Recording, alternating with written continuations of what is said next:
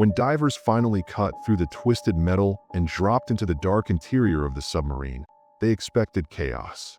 What they found instead was something far worse. Bodies carefully lined up in the last dry compartment, scorch marks on the walls from makeshift fires, and in the pocket of one dead officer, a note written by hand in the dark, telling the world that 23 men had survived the explosions and then waited in blackness for a rescue that never came. This is what was left of a vessel Russia had once called unsinkable. If you're sensitive to real-life tragedy, you may want to stop here.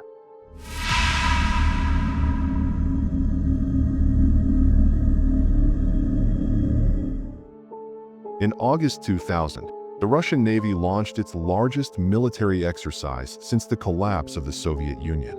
For Moscow, this was not just training, it was a message to the world. Russia was still a naval power. Its fleet still mattered. At the center of that message was the K-141 Kursk, an Oscar II-class nuclear-powered attack submarine. The Kursk was enormous, over 150 meters long, wrapped in a thick double hull designed to absorb catastrophic damage. Its mission in wartime would have been simple and terrifying: hunt and destroy enemy aircraft carriers. Engineers claimed it could survive direct torpedo hits. Officers called it a fortress. Newspapers called it unsinkable. The men aboard believed it too. On August 12th, the Kursk sailed into the Barents Sea with 111 crew members, including 5 officers and 2 civilian engineers. The sea was calm. Visibility was good. Everything about the exercise felt routine. Shortly before noon, the submarine requested permission to fire practice torpedoes, weapons without warheads, meant only to simulate an attack on a distant battlecruiser. Permission was granted.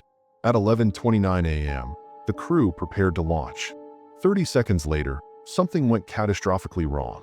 Seismic stations across northern Europe detected a small tremor, barely noticeable, equivalent to a 1.5 magnitude earthquake.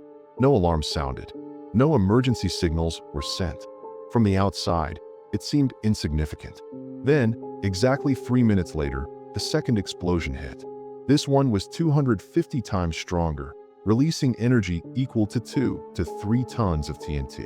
The blast tore through the Kursk's forward compartments, igniting fuel, ripping bulkheads apart, and rupturing the outer hull. Inside the submarine, men were killed instantly. The Kursk dropped helplessly to the seabed, slamming into the ocean floor at a depth of 108 meters. Its bow buried itself in silt. The pressure crushed damaged sections inward. Lights failed. Compartments flooded. Nearby ships felt the shockwave. The Russian submarine Karelia recorded the underwater blast.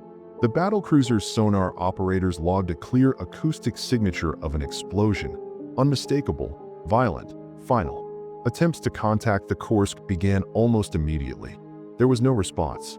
Admiral Vyacheslav Popov, commanding the exercise, dismissed the silence as a technical issue. Radios failed sometimes. Sonar systems glitched. Submarines missed check-ins. When the scheduled firing window closed at 1:30 p.m. and the Kursk still hadn't responded, he remained unconcerned. It wasn't until late that night, after aircraft and patrol ships found no debris, no oil slick, no emergency buoys, and still no contact, that Popov finally ordered the exercise halted and declared an emergency. The public was not informed. Russian media was told the maneuvers had been a success. At the naval base in Vidyayevo, families waited for phone calls that never came. Rumors spread quietly through corridors and kitchens, but official silence kept hope alive. After all, the Kursk was unsinkable. By early August 13th, the rescue ship Rudnitsky reached the area carrying a deep submergence rescue vehicle, the AS-34. Before anyone could be saved, the submarine had to be found. Sonar eventually located it. Camera footage confirmed the nightmare. The Kursk lay motionless on the seabed, its bow destroyed, its periscope still raised. That detail was chilling. It meant the submarine had been close to the surface when disaster struck, close enough that survival might still be possible. What followed was a series of failures. The AS-34 collided with the hull on its first descent and returned damaged. A second vehicle, the AS-32, descended on the wrong heading, never even reaching the wreck before its batteries failed. Weather worsened. Visibility dropped. Currents pushed the rescue vehicles away from the escape hatch. Electrical systems faltered. Each failed attempt meant more time lost. Russian crews tried 14 separate times to attach a rescue vehicle to the Kursk's escape trunk in the ninth compartment. 14 failures. Throughout it all, officials issued statements claiming contact had been made, that oxygen was being supplied, that power was flowing to the crew. None of it was true. Offers of immediate help from Norway, Britain, and the United States were turned away. Pride, secrecy, and hesitation outweighed urgency. Only when public anger exploded and hope began to collapse did Moscow finally accept foreign assistance. By then, days had passed. On August 20th, Norwegian divers reached the wreck. Within hours, they succeeded where every previous attempt had failed. They cut through the damaged escape hatch and forced it open. Cold seawater rushed in. There were no survivors.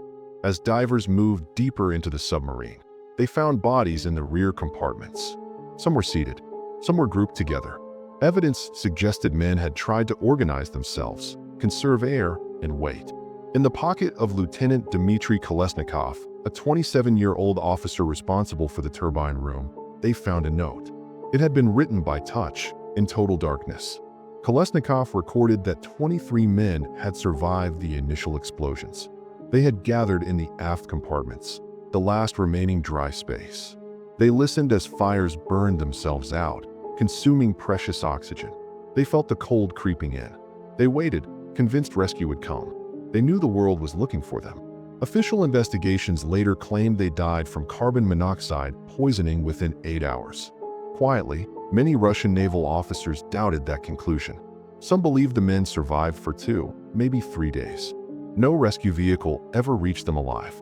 The final report blamed a faulty practice torpedo, its unstable hydrogen peroxide fuel leaking and detonating. Alternative theories of a collision with a NATO submarine were suggested in state media, but never proven.